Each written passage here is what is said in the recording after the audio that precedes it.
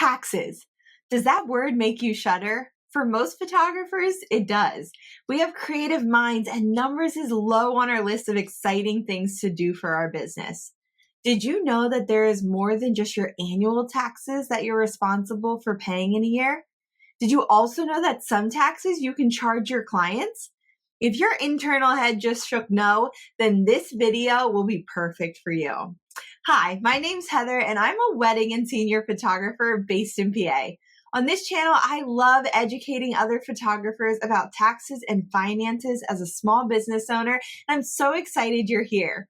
In this video, I'm going to walk you through which taxes you as a small business owner are responsible for paying and which to collect from your clients.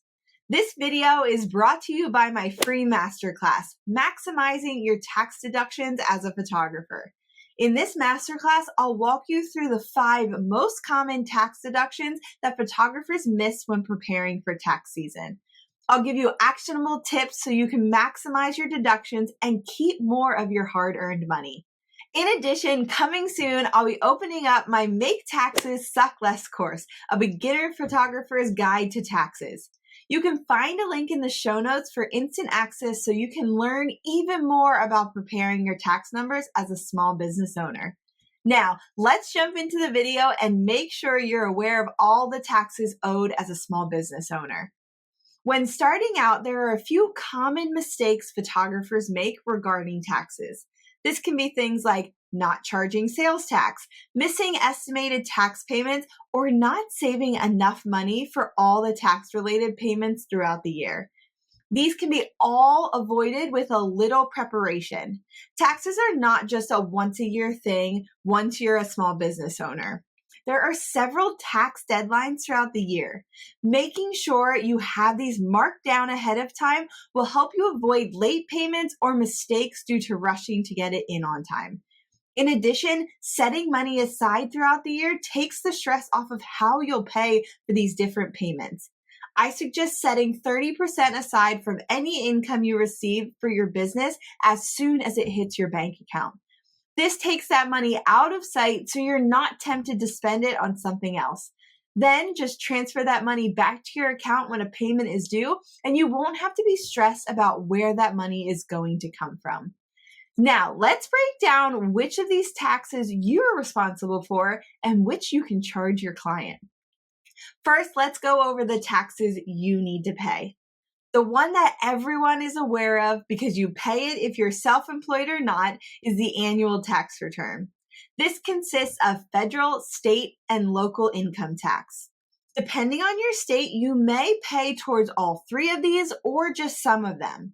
As a business owner, this annual tax return also includes your self-employment tax, which covers your Medicare and Social Security contributions each year.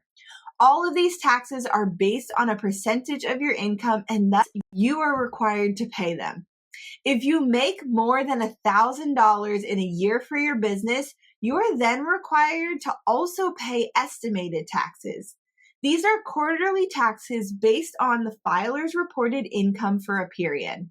Small business owners are required to pay them because their income is not subject to automatic withholding like an employee is.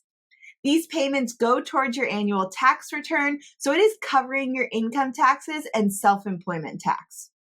With estimated taxes, at the end of the year, you pay the remaining balance, or you could receive a return if you overpaid. Estimated taxes are not perfectly spread out over the year, so make sure to note the deadlines in your calendar. Better yet, make a note in your calendar for 2 weeks before the deadline to make sure you give yourself enough time to review everything and pay.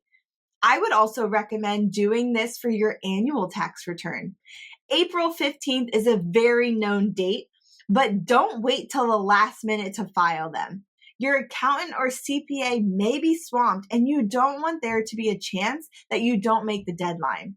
Set your appointment with them in February or March as soon as you receive all your tax-related papers to make sure you have plenty of time in case something comes up. Now, let's switch over to taxes that you should charge your clients. Sales tax is a consumption tax imposed by state and local governments on the sale of tangible goods and, in some cases, certain services. Most importantly, it's a tax that should be collected by you and passed on to the government. If you do not collect it, that doesn't mean you don't have to pay it. That just means the government will still expect it from you and you will have to pay out of your profit. The big thing about this tax is that every state is different on what you can charge sales tax on. Some states charge it on products, some on services, and others on both. Make sure to work with your accountant or CPA to nail down what your state rules are and what percentage you should charge your clients. Then make sure to keep track of how much you have collected either with a spreadsheet, your CRM, or another program so you're prepared when the deadline comes. Sales tax is either paid monthly or quarterly based on your income, so make sure to check this and then add the deadlines to your calendar. Either way, it's always due on the 20th of the month, so make sure to pay it a few days ahead of time. Depending how early you make the payment, you could receive a discount for the early submission. It's always better to plan to pay early because you never know what may come up. So, income tax and self-employment tax, whether in your annual tax return or estimated tax payments, is your responsibility. But sales tax can be charged to your client and passed on to the government. It's so important to make sure you stay on top of these dates and make your payments on time. This week, pull out your calendar and mark these dates down so you don't fall behind. Head to the link in my show notes for a previous video that walks you through the different deadline dates you should be aware of. If you have any questions, feel free to drop them below in the comments. And if you found this video helpful, make sure to hit the subscribe button and share it with a friend. Don't forget to sign up for my free masterclass, Maximizing Your Tax Deductions as a Photographer, so you can gain a clearer understanding of how to optimize your tax strategy and feel more confident about managing your finances.